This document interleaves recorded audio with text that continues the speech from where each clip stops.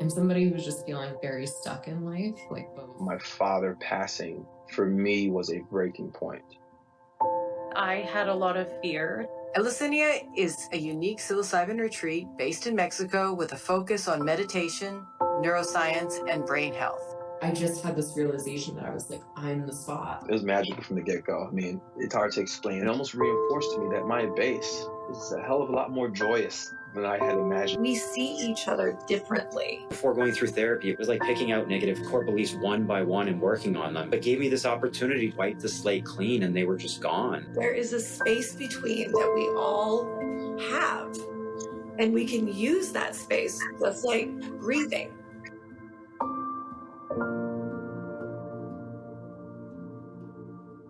Paul, thank you so much for coming to the show. It is such an honor to have you here. It's wonderful to see your face again. Can you tell us a little bit about who you are and what brought you to Eleusinia?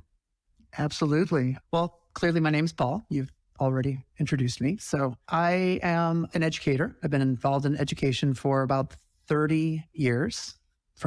Started off as a Montessori teacher and got a master's degree in philosophy and started teaching at the college level for a little while, worked as a consultant, and now I'm kind of freelancing, working to facilitate literacy workshops for public school teachers. So that's where I'm kind of headed at this point. Been a long road in education. Worked as a learning specialist for a while in some independent schools in San Francisco, but really decided that the politics were a little too much for me working in a school. I just wasn't, I don't have the constitution, I realized, to deal with the people problems that come with working in a school. Schools tend to be a little dysfunctional. So that's career. And I've been a musician from an early age, loved music, started playing drums when I was 8, play guitar, banjo, been in bands, put out some CDs. So I've lived a relatively creative life up until a few years ago when things started to go haywire with my mental health. I'm married. I've got 2 little chihuahuas. All of the 3 of them, my wife and the 2 chihuahuas, keep me very happy. And we live in Oakland, but we're moving soon to Northern California, so up near north of Sacramento. So anything else I should mention around all that? No, that sounds good, Paul. Yeah, that's good. So you mentioned a few years ago, things kind of going down a hill. What happened then, and where did you find yourself, and how are you feeling before all that? And then where did you find yourself after? It actually started more than a few years ago. So I started suffering from depression 30 years ago I'm 59 now. So this was like in my late 20s when this all started to happen. And it kind of came out of the blue. I didn't really know what was going on. Didn't seem to be anything in my life that was triggering it. But all of a sudden I'm crying on my way to work. I'm coming home and curling up on the floor, crying myself to sleep with all the blinds closed, isolating myself, and then just trying to put on a happy face when I was out in the world.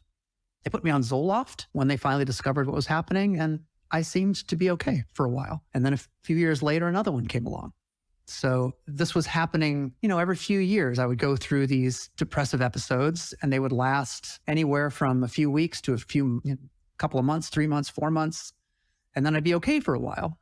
In 2012, I lost my father, who I had a complicated relationship with, fairly difficult while I was growing up, but then I ended up having to take care of him, moved him out to California from St. Louis, where I'm from, put him into an assisted living facility, which he was not happy about, complained bitterly every time I saw him about having no freedom. Oh, these 4 walls, Polly, that whole routine. And so I took care of him for about 4 years, I think. It's quite a while. And he was suffering from dementia. So that was why I moved him out here. And when he passed away, I was with him 24/7, from the time he was admitted into the hospital and started really going downhill until just before he died. And he waited until I left to go home and take a shower. And then he decided to go. That was a hard period. I didn't really know how to feel about him. There was part of me that was like relieved in a way that he was gone. I hated to admit that, so I felt guilty, but it really got into me. And I think in a deeper way than I ever really knew. I found out part of it when I did an ayahuasca journey, which was literally a week after he died, which was a big mistake. So if anybody out there is planning on doing ayahuasca after a parent dies, do not do that. In this journey, I relived his death from inside of him over and over and over and over until finally the ayahuasca journey dissipated and I came out of it. But again, that experience really stuck with me as well. So, we fast forward a few years, the depressions are coming on more frequently. They're getting longer. This last one was over a year and deep.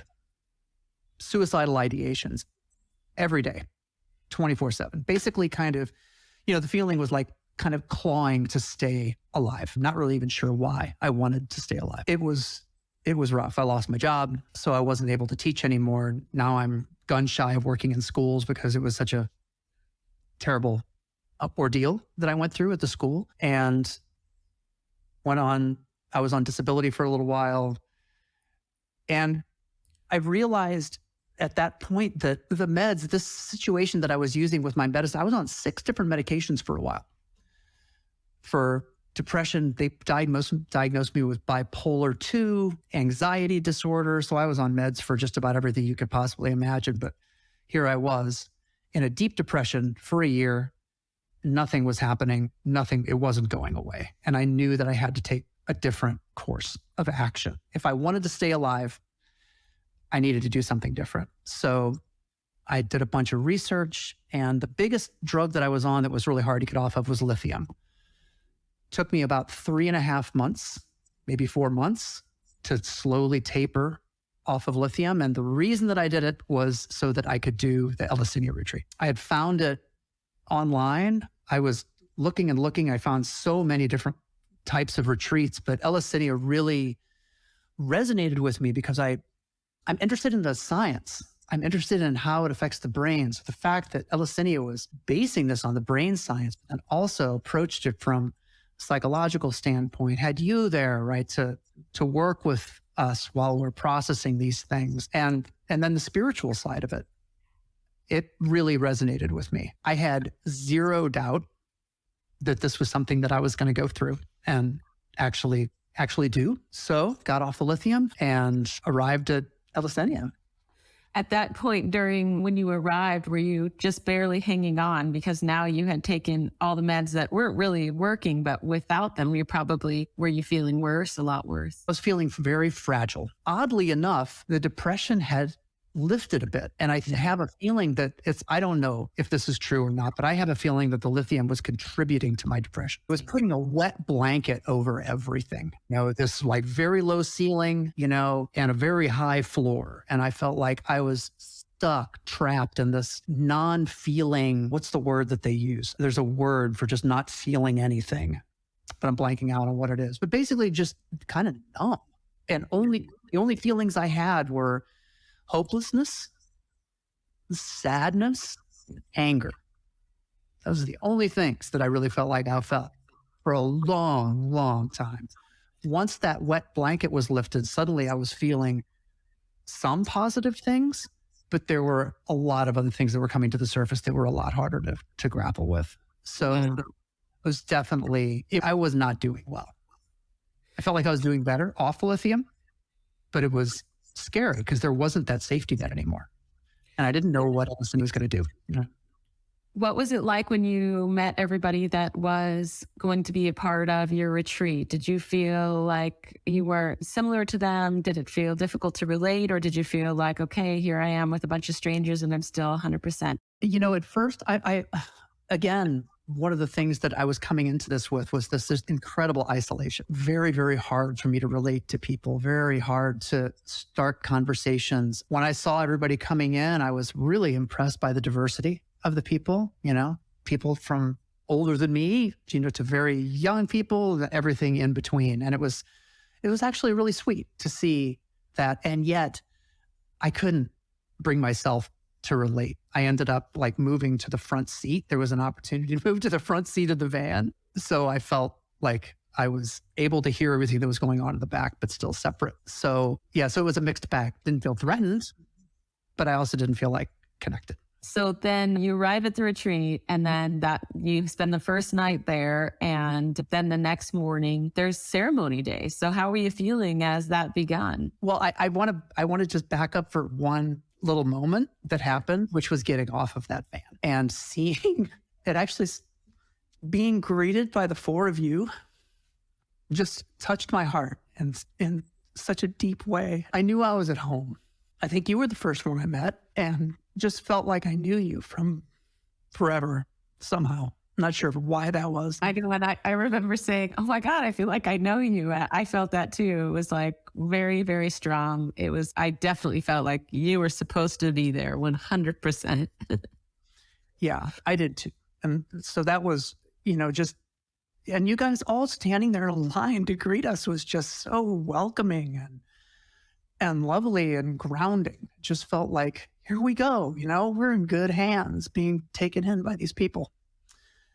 And it was so beautiful. I mean, driving from Mexico City to that retreat is an adventure in its own. It's like the terrain you drive through is so diverse. And so walking into those doors and seeing this just incredibly beautiful place with these beautiful people who were leading it, I just felt immediately at home.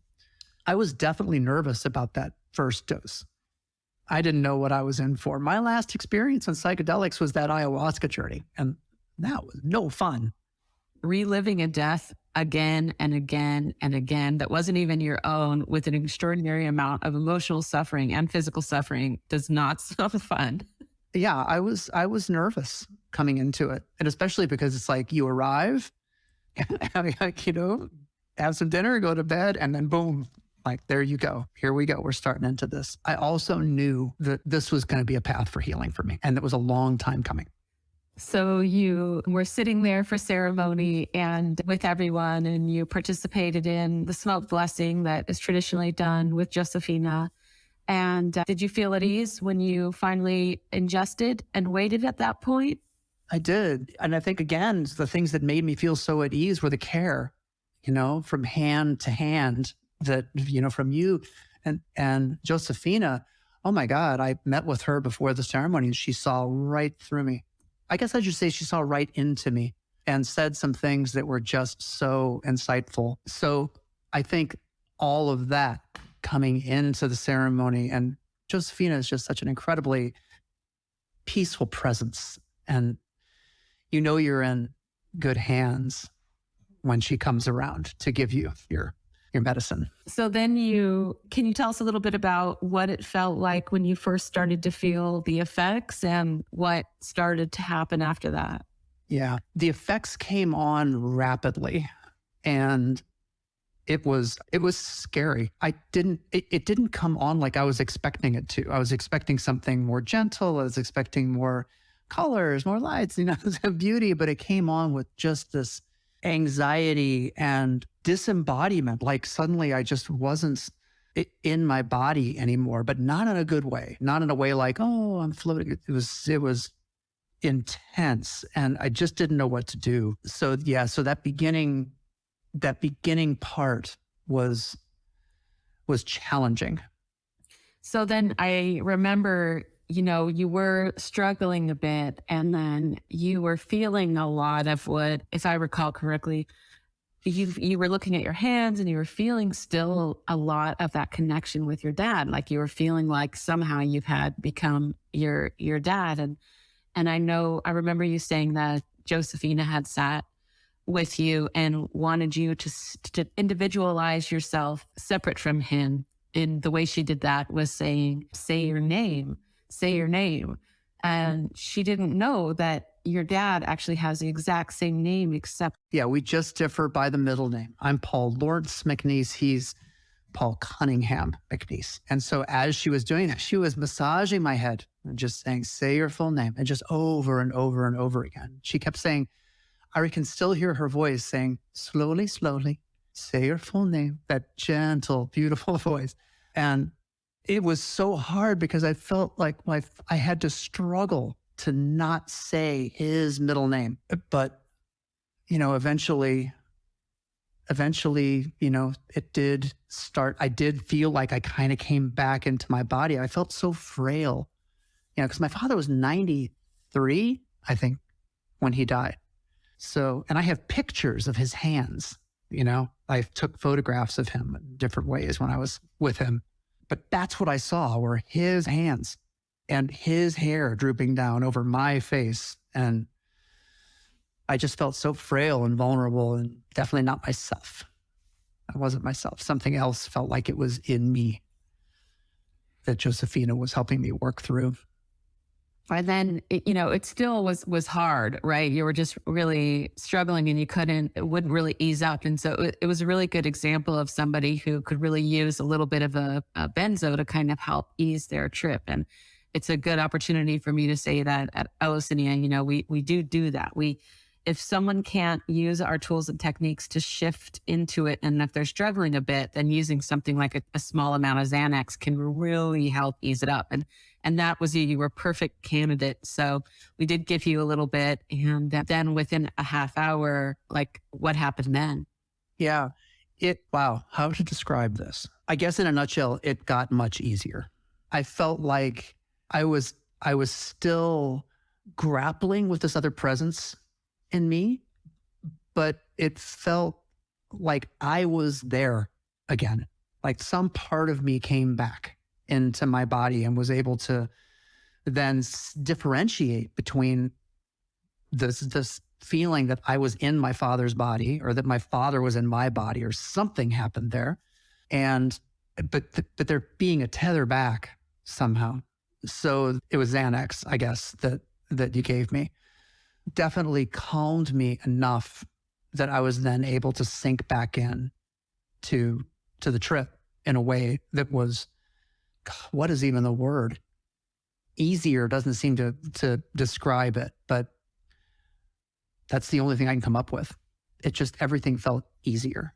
But it was still, the intensity was still there, and you were just sitting there. Yeah.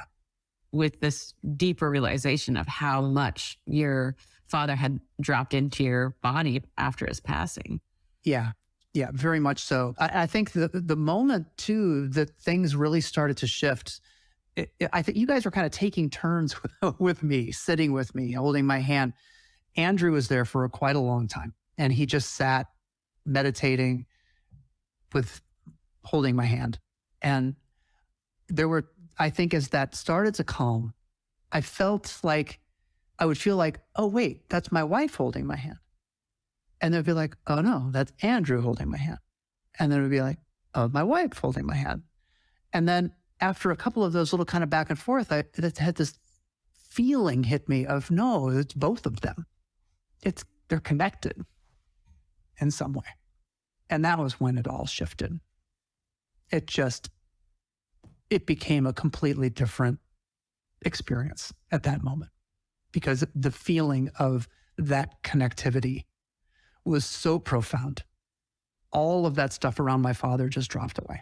Wow. So it was like that connection reminded you of a thread of love, and that thread of love just burst everything else.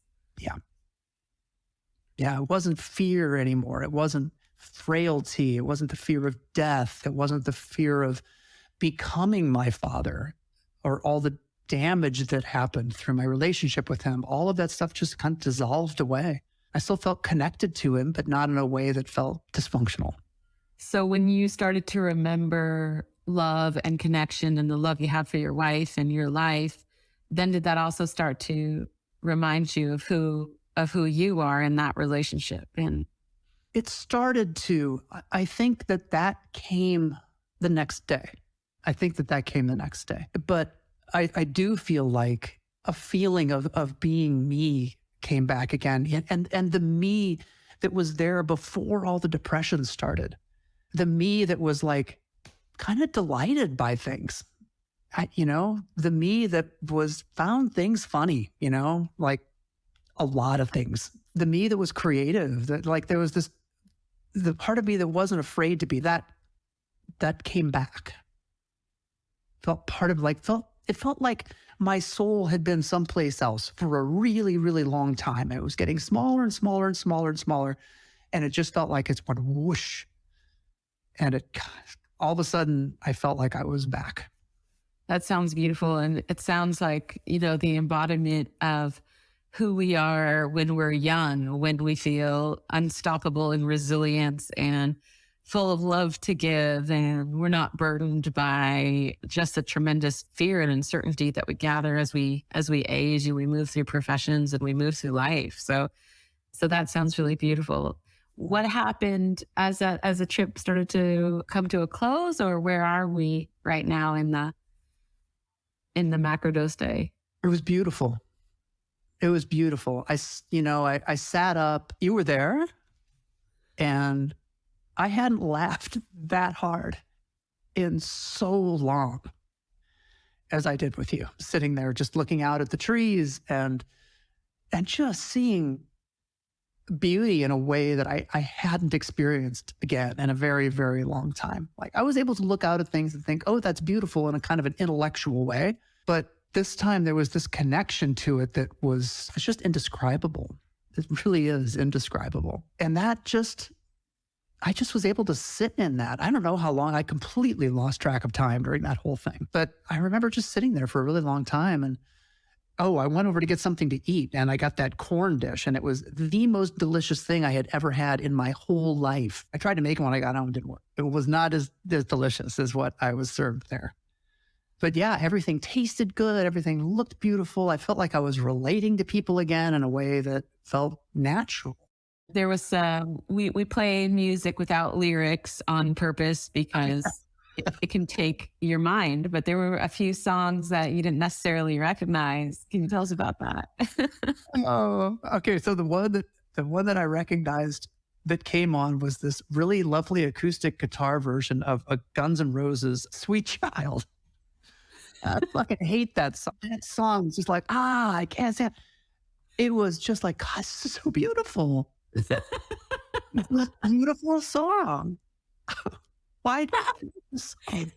And then when you realized what it was, your mind was blown. Like, I hate this song, but it's so beautiful. There were several songs like that, but that was the one that really stood out because I really just don't like that song. But my God, it was so beautiful. So then as it kind of wrapped up, you had some snacks, you were listening to music, you're feeling good. And were you able to sleep that night, and were you feeling more connected to the rest of the group at that point? Yeah, I think the group, it took a little while for us to kind of coalesce. We were all very respectful of each other's spaces, but I remember there being that feeling opening up. And I remember being able to, the feeling of connecting with at least a couple of the people that were there. It got so much easier. I actually had the desire to go approach someone and talk to them. And that hasn't happened in quite a long time. Wow. Yeah. To actually go, you know what? I like that dude. I'm going to go have a little chat. And it was just lovely. Amazing. Okay. So then that day kind of closed, and then you went to bed. Did you sleep? I slept better, I think, than I had in a while. I still woke up really, really early. So that was a little difficult. It's like, what am I going to do with myself until the coffee is served kind of thing, But I felt rested. I think for the first time, and again, quite a long time, actually felt rested. So that was nice. And that next day is a big day of like integration and massages and just so much going on. So you were still feeling that sense of resilience and who you are coming back for that whole time. That day was profound. I in my time as a musician, I recorded a number of CDs, and the last one was 5 years ago. And because I got so depressed, I took it all out on my music and my ability to play music, and just saw myself as a failure in music. And I haven't listened to those CDs since 2015, long time ago. Had friends that have been encouraging me, you really should listen to those CDs and start playing music again. I was like, no, I don't want anything to do with music. I suck at it, right? So I sat down and listened to the last CD I recorded out on the lawn, and just, I heard it through such fresh ears, and I was able to separate myself enough from it to be able to hear this person who was just longing so much to see beauty and love in the world, but just couldn't.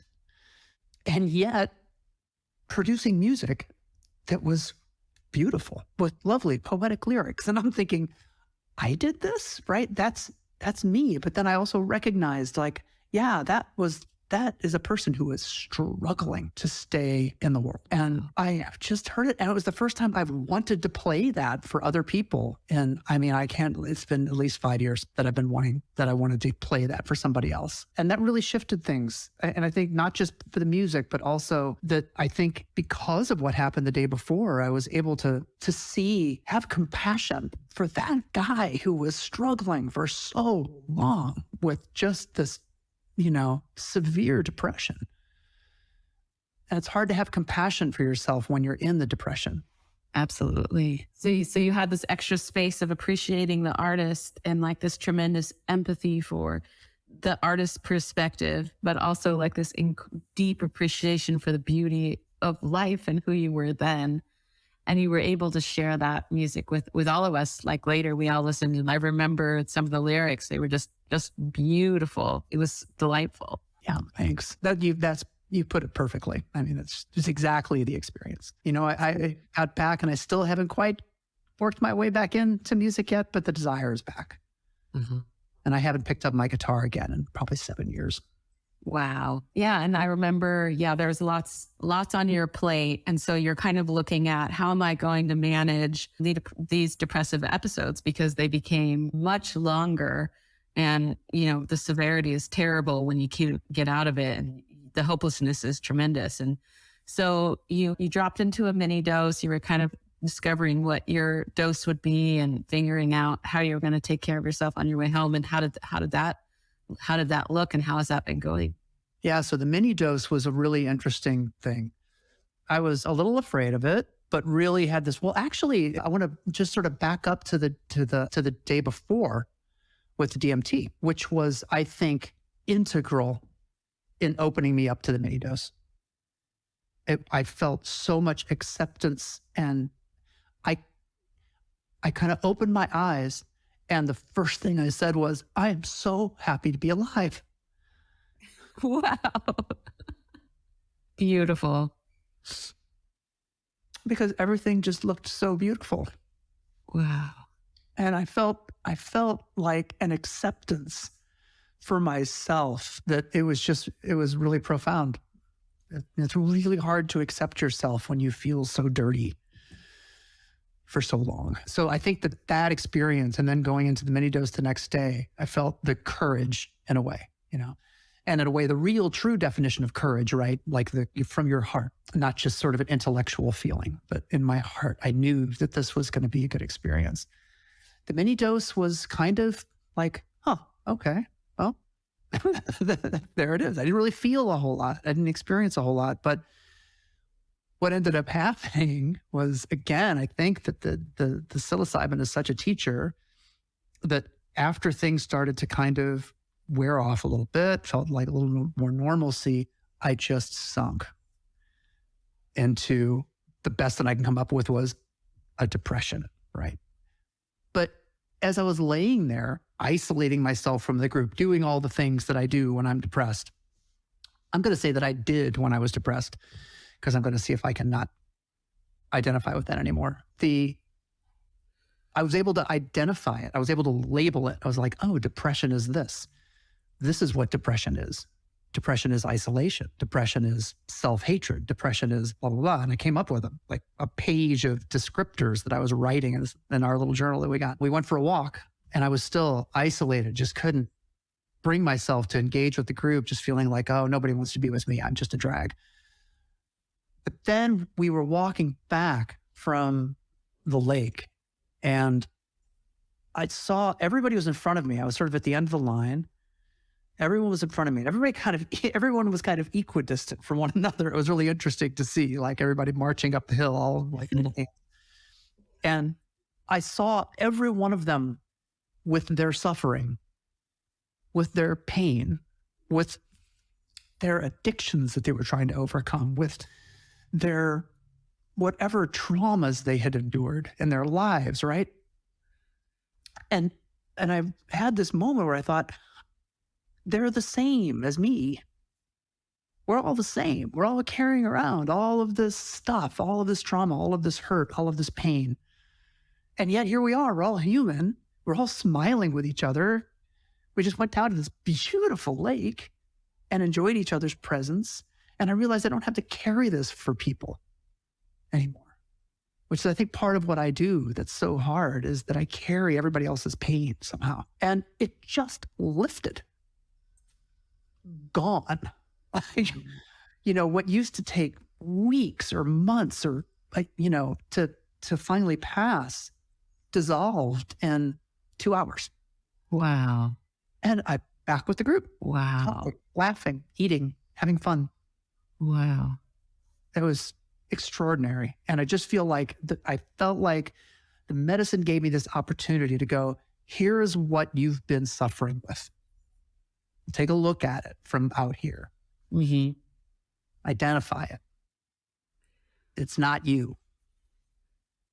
You are not that. Yeah, it's interesting how it'll bring stuff up from our consciousness so that we can look at it. And so we can have that space that you just referred to and set it down. But it's not, it's way easier said than done. Like really looking at something, really being present with it. You know, the psilocybin has that ability to make you so present in that inertia and that present moment with your suffering. So you really look at it and then you can set it down. And it is such a teacher. It's such a profound experience. Yeah. So then as you wrapped up and were going home, I recall it being kind of, you feeling nervous about going home because wondering if everything was going to be the same, if this was really going to last. And how was it when you got home? Were you like still feeling resilient? Or did you start to, you know, how did it look? No, it was rough. It was a rough landing. I decided like, I'm going to stay one night in Mexico City at the hotel just so I don't have to rush to get to the plane. Big mistake. Should have just hopped on the plane and come home.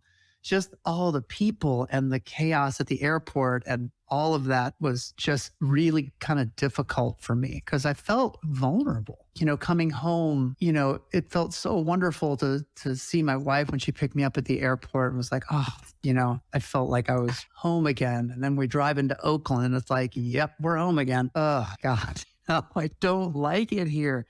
But I think what happened was that I was okay with not liking it. And it was like, no, I don't like it here. That's okay. I don't have to like it here. And then everything started to line up for you guys to have your move right away. So like you're looking to buy in a place that's more natural with beautiful trees and getting outside of the city. It's funny how like moving through the experience and then everything lines up for you to be able to step out. And I just wish for you guys to find like the most precious home that's perfect for you. Yeah, thanks. We will. I feel so confident that we're going to find exactly what we want. And I also know, you know, I'm kind of staying realistic. And, you know, my wife and I were talking about it this morning. It's like, it's not going to fix everything. You know, there's still going to be things that we have to grapple with. But I do feel like the retreat and my subsequent practice with it is it's grounding me. It's giving me that resiliency that you're talking about. Like, you know, I went through a couple of days last week that were pretty rough, you know, where again, I was dissing myself over and over and over again. Just like, oh, I'm a failure. Oh, I'll never. And then it went away, cleared up, sort of like the experience at the retreat, you know, where I got depressed, but then it lifted. And today I feel good. I feel like this day, I feel really good. And I feel optimistic, I think, for the first time in a very, very, very long time. And I attribute that to the retreat. I really do. I really feel like that's directly related. So as you share and speak, and thank you so much for sharing your story. It's just, I love your honesty and your vulnerability and the way you describe everything. Like if there's people out there that are living a life experience that feel the same way that you feel, like that life has become that hard and they're on a slew of meds and they need to, you know, get off a few of them before they can attend. And do you have any suggestions for taking care of themselves to get there, or do you have any messages for people that may be going through exactly what you have been going through? Well, I guess the first thing that comes to mind is I would wholeheartedly recommend that they come to the Eleusinia retreat. I would also caution to be safe. Don't try to just get off your meds. Don't go cold turkey. You know, you're going to end up in a worse situation than you are now. Be kind to yourself. You know, be respectful of your body and what it can handle. And I know that Western medicine, psychiatric medicine, can be a lifesaver, and it's not the end all. So I think what I would hope to have people think about is you don't have to stay on this for the rest of your life. There is another way to look at this. And I really feel like psychedelic medicine is that path. May not be for everybody, but it offers a path to healing that I think being on lithium or Zoloft or Wellbutrin or God only knows how many. I was on 6 different meds for a while, and it's a better life. It's a better life. I feel in control of my life. I don't feel like I have to take these meds in order to be a well person. That wellness is inside me now. That would be my hope for anybody who's suffering as much as I was suffering, is that they start looking for other ways. And I would definitely point them in the direction of Eleusinia. Thank you so much, Paul. Thank you for sharing, and thank you for that advice. It's immeasurably important. I love how you said it, is that, be nice to your body, because, of course we can't force ourselves, and having a support system is incredible. Knowing your limits, doing what you can. It's all about embodying that self-empathy beforehand, during, and after, and that as we move forward in our life. And instead of identifying, with that brokenness and saying like, I'm so broken and I'm so ruined, getting a little bit of that space so that we can have transformation. Just that mindful setback. And you had done enough work and had tried so many things. And unfortunately, there's so many people that are at that point, and they're just done. They're exhausted. They don't want to try. They can't. They don't have it in them to try anything else. And I'm just so grateful that you attended, and I'm so grateful for your story. And I'm so grateful for the well within that you describe, and that beautiful Paul that's in there, and that creativity in your path forward. So thank you so much for being a part of it, and for coming on and sharing your story. Oh, thank you. Thank you all so much for listening. You can find all the information that you need to learn everything about this retreat on eleusiniaretreat.com. We are a retreat that offers ongoing integration support, breathwork classes, and cultivation support after you have attended this retreat. It's an amazing experience that's one of its kind. If you're looking for a science-based retreat, something out of the box, something to change your life, something to add to your practice, this is where you really need to start. eleusiniaretreat.com.